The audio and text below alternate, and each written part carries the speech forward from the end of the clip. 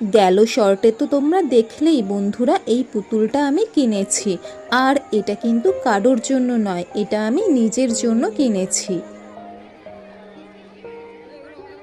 যাই হোক, পুতুলটা কিনে মনে হলো এবার একটু কাডোকে নিই, কেননা জামাইবাবু অনেকক্ষণ ওকে কোলে রেখেছে, কিন্তু সে বলল সে আরও কিছুক্ষণ ওকে কোলে রাখতে পারবে।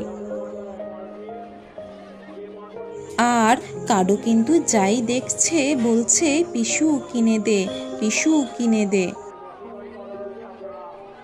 মেলায় গিয়ে কিন্তু কাডো এই কিনে দেওয়া কথাটা শিখেছে। আমরা যেহেতু বারবার বলছি এটা কিনবো ওটা কিনবো, তাই দেখে কিন্তু ও সঙ্গে সঙ্গে কথাটা অ্যাডাপ্ট করে নিয়েছে।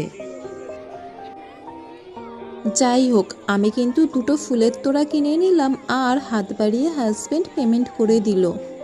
এর মধ্যেই দেখছি ঝিরিঝিরি বৃষ্টি নেমেছে, তাই আর এদিক ওদিক না করে একটা সাইড থেকে ছেলেকে নিয়ে দাঁড়িয়ে পড়লাম। আর দেখো কাণ্ড, বৃষ্টি হচ্ছে দেখে ও কিন্তু ভয়ে কেঁদে ফেললো। বাড়িতে থাকলেও কিন্তু ও বৃষ্টির সময় কান্নাকাটি জুড়ে দেয়।